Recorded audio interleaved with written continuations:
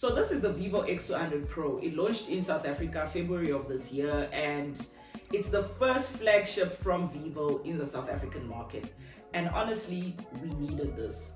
I've been using it for about 2-3 weeks now. I've been using it about 3 weeks now. And I haven't enjoyed reviewing a phone this much in such a long time. This is a great phone, but let's get into it.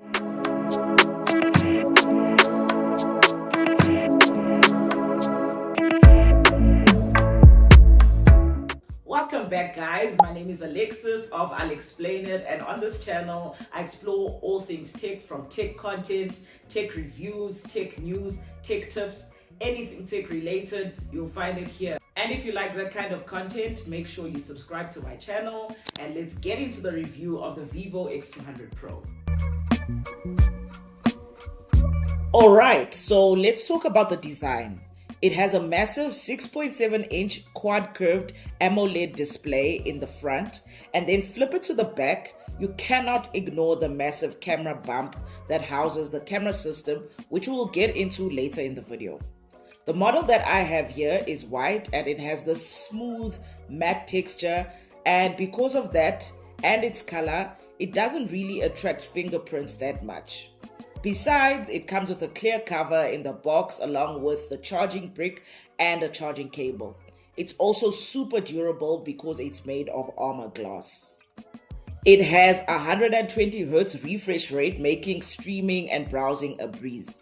I promise you, a high refresh rate is one of those things that you don't realize how great it is until you use it, then go back to something that has a low refresh rate, and then you realize how much better 120Hz is. It offers a peak brightness of 4500 nits and supports HDR10+ and Dolby Vision. The visuals are incredible. The detail is so good and the colors legit just pop off the screen. Chef's kiss. Now this is where we talk about what sets the phone apart from the rest. It's a performance beast.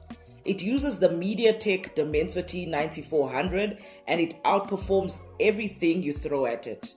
It has 16 gigs of RAM and 1 terabyte storage, which makes multitasking and usage a pleasure. I never once worried about performance or storage, regardless of when I was using it to record for long periods or stream videos on Netflix. I play mostly racing games and NBA 2K, and it was good.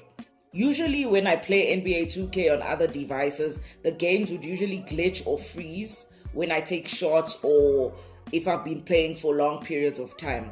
But here, it was flawless. No lag, no glitching, no overheating, nothing. The battery would warm up a little bit during longer sessions, but nothing to worry about. It has great stereo speakers with Dolby Atmos producing crisp sounds.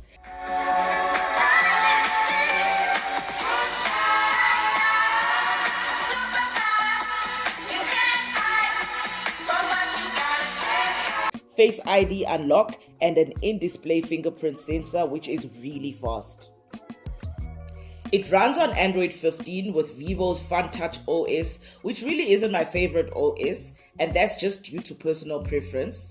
It does have some built-in bloatware and firmware that's really not that big of a deal, and it also has an IP69 water and dust resistance rating. So it's okay if you take it with you for a swim to get good underwater shots. I must admit though that this guy is heavy, but not for nothing. It has a massive 6000 mAh battery with 90 watts wired fast charging and 30 watts wireless charging support. The 90 watt charger is included in the box and goes from 0 to 100% in under an hour. It's designed for extreme conditions with a semi-solid battery technology for cold resistance down to minus 20 degrees Celsius. I mean, it doesn't ever get that cold in SA, but quick fun fact, when my cousin was a kid, he once put his dad's old school Nokia phone in the deep freezer and it was only found 2 days later. I bet my uncle wished he had the vivo X200 Pro back then. The 6000 mAh battery lasts all day and some. I ended the day with around 30% on regular usage, and in fact I once took it to a concert and used it for recording, taking pictures, making phone calls, and all sorts of things in a crowded space, and I used it all night and it still had about 11% battery after the concert, so that's really good. Okay, so it's 5 to 11 and the concert is done. The battery is at 11% and I've been shooting for quite a while. The phone does feel a little bit warm but not hot. So yeah, it's been a good day. The one thing that I really loved about this phone is that it has AI. But AI is not its defining factor, which makes the AI features all the more impressive. It uses Google Gemini for its AI, so all the Google Gemini features are on the X200 Pro. So features like AI Note Assist, Transcript Assist, Circle to Search, Live Call Translation are all available on the vivo X200 Pro. My favorite was AI Erase. I'm a huge fan of devices using external AI expertise like Google Gemini instead of their own in-house models, so this was a massive win for me and the X200 Pro in my opinion. If you guys want me to make a video where I do an in-depth deep dive into Google Gemini, let me know in the comments below. Now let's talk about the camera and why I think it's the best camera smartphone. So Vivo teamed up with Zeiss, and the X200 Pro's camera game is unreal because that combination can only result in professional grade pictures. It has a 200 megapixel telephoto lens that includes 6.7x optical zoom. The macro shots are so crisp, I can see the texture of a leaf from across the yard. The 50 megapixel main camera sensor with OIS results in low light shots that look like daylight. The 50 megapixel ultra wide camera gives wide angle perfection. It takes 4K 60 FPS HDR video. It legit felt like I'm carrying a mini film studio in my pocket. This phone is a photographer's dream. I feel like I need to make a whole other full-on YouTube video diving deep into the X200 Pro's camera because I just can't do it justice in just a few minutes in this review. The video quality is excellent. It still maintains good quality when you zoom in. The low light images are excellent, still maintaining details and is not very grainy. Portraits are great at every focal length. In fact, a lot of my videos on my social media during the period of reviewing this device was shot using the X200 Pro. So make sure you're following on my TikTok and Instagram to check it out. It also has AI to enhance the image quality. The camera bump is massive, obviously, because the device has such a huge camera system. It also has a 32 megapixel selfie camera, which is pretty impressive as well. I've spoken about the phone's battery, I've spoken about the phone's processor, I've spoken about how good the camera of the phone is and its impressive camera system. And this all explains why this phone is so heavy. Especially the camera system, it makes it a little bit imbalanced, making it top heavy. But I found that the huge camera bump and it being top heavy makes for a nice resting place for your finger whenever you are taking pictures. But yeah, it's noteworthy that it's heavy. But let's get real and talk money. So all this cannot possibly be cheap. The recommended retail price upon launch in South Africa was 39,999 Rand. And is only available from select Vodacom retailers from about 1,400 per month.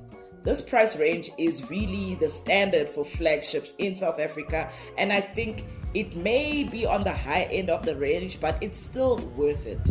Now, so far we've spoken about the design, performance, AI capabilities, and the camera, but let's highlight the pros and the cons. Starting off with the pros.